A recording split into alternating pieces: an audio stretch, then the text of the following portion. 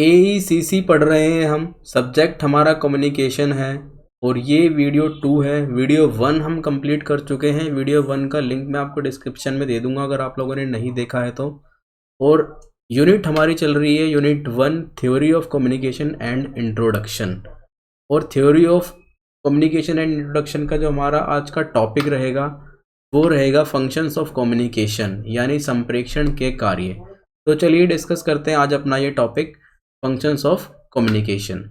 Functions of communication यानी communication के कार्य, इनको हम 3 क्षेत्रों में बांटते हैं। पहला क्षेत्र हमारा होता है इंडिविजुअल कंटेक्स्ट, दूसरा होता है सोशल कंटेक्स्ट और तीसरा होता है ऑर्गेनाइजेशनल कंटेक्स्ट।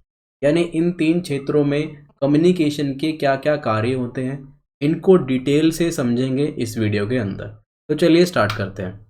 सबसे पहले बात करते हैं हम इंडिविजुअल कंटेक्स्ट यानी व्यक्तिगत। इंडिविजुअल कंटेक्स्ट होता है हमारा व्यक्तिगत।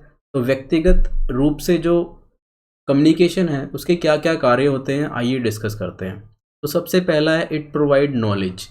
देखिए ये हमें नॉलेज प्रदान करता है, ज्ञान प्राप्त करता है। किसी भी क्षेत्र में कोई भी जानकारी प्राप्त करने के लिए हमें कम्युनिकेशन की आवश्यकता होती है। किसी भी क्षेत्र के बारे में हमें समझने के लिए कम्युनिकेशन की आवश्यकता होती है। It gives way to commercial success. Commercial success यानी व्यावसायिक तौर से हमें सफलता प्राप्त करने के लिए कम्युनिकेशन की आवश्यकता होती है, संप्रेषण की आवश्यकता होती है। इफेक्टिव कम्युनिकेशन के माध्यम से ही हम कमर्शियल सक्सेस को प्राप्त कर सकते हैं। It enforce and adjust behaviour patterns.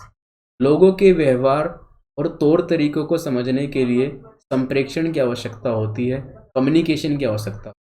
Communication के माध्यम से हम व्यवहारों के पैटर्न को समझ सकते हैं। It helps in socialization and building relationship. Socialization होता है बच्चों समाजीकरण, यानी ये हमारा समाजीकरण करने में महत्वपूर्ण रोल निभाता है। और बिल्डिंग अ रिलेशनशिप यानी समाज में एक अच्छे रिश्तों को स्थापित करने के लिए हमें इफेक्टिव कम्युनिकेशन की आवश्यकता होती है। कम्युनिकेशन के माध्यम से ही हम अपना समाजीकरण और समाज में एक अच्छा रिश्ता स्थापित कर सकते हैं। It creates legends. ये लेजेंड्स को बनाता है, यानी जो लोग बेटर कम्युनिकेशन रखते हैं वो लोगों का नेतृत्व करते हैं और नेतृत्व करने वाले लोग लेजेंड्स होते हैं। तो लेजेंड्स को क्रिएट करता है communication. Better communication always create legends. अब हम बात करते हैं सामाजिक क्षेत्र में, यानी सामाजिक क्षेत्र में कम्युनिकेशन संप्रेषण हमारा क्या योगदान देता है, उसके क्या कार्य होते हैं। It educates people and make them capable on various front. यह लोगों को एजुकेट करता है, शिक्षित करता है और उन्हें इस योग्य बनाता है कि वो विभिन्न क्षेत्र में अपना विकास कर सके, अपने आप को डेवलप कर सके। It persuade the targeted subject to buy product और सर्विसेज। जो लक्षित विषय होते हैं उनसे संबंधित उत्पाद को खरीदने के लिए, प्रोडक्ट को खरीदने के लिए और सर्विस को देने या लेने के लिए हमें कम्युनिकेशन की आवश्यकता होती है। कम्युनिकेशन के माध्यम से ही हम कोई प्रोडक्ट खरीद सकते हैं और कोई सर्विस ले सकते हैं या दे सकते हैं। It generate enthusiasm in the minds of targeted subject to develop और modify view on particular issue. लक्षित विषय के ऊपर एक अच्छा दृष्टिकोण बनाता है कम्युनिकेशन, और जो लक्षित विषय है उस इशू पर मन में उत्साह पैदा करने के लिए हमें कम्युनिकेशन की आवश्यकता होती है। It provides revolution and transformation. यह क्रांति पैदा करता है और व्यक्ति के अंदर एक ऐसी भावना को डेवलप करता है, वो उस भावना से अपना किसी भी क्षेत्र में विकास कर सकता है, रिवॉल्यूशन ला सकता है, क्रांति ला सकता है। क्रांति लाने के लिए हमें इसकी आवश्यकता होती है, कम्युनिकेशन की आवश्यकता। It performs incidental neutral function, यानी न्यूट्रल फंक्शन के रूप में कार्य करता है। सोशल सामाजिक रूप में जो कम्युनिकेशन है वो न्यूट्रल फंक्शन के रूप में कार्य करता है, तटस्थ रूप से कार्य करता है।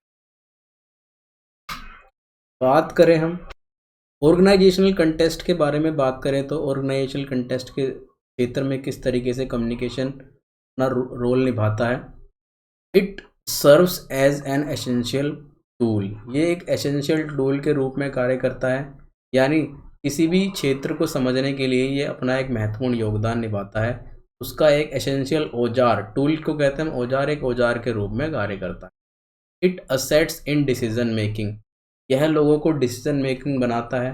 लोगों को किसी भी क्षेत्र में कोई डिसीजन लेना है तो उसे निर्णय लेने योग्य बनाता है। यानी अगर आपको किसी क्षेत्र में निर्णय लेना है तो निर्णय योग्य आप कम्युनिकेशन के माध्यम से बन जाते हैं।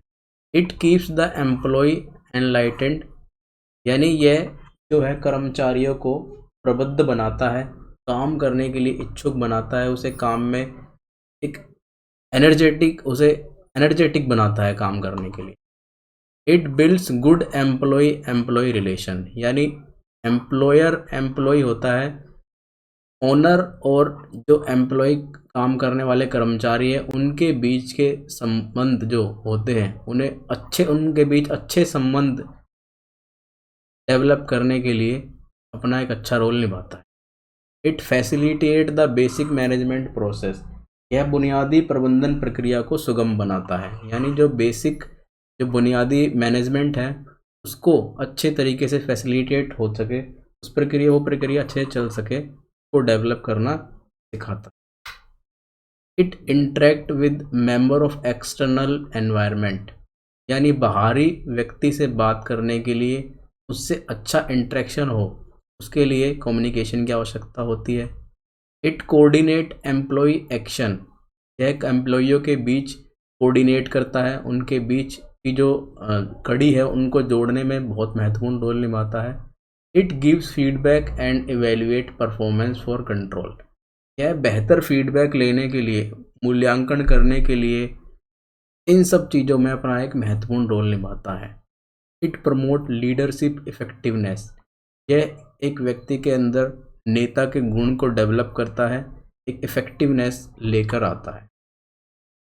Subscribe this channel and comment करके बताइए मुझे अगर कहीं आपको कोई तकलीफ़ है तो।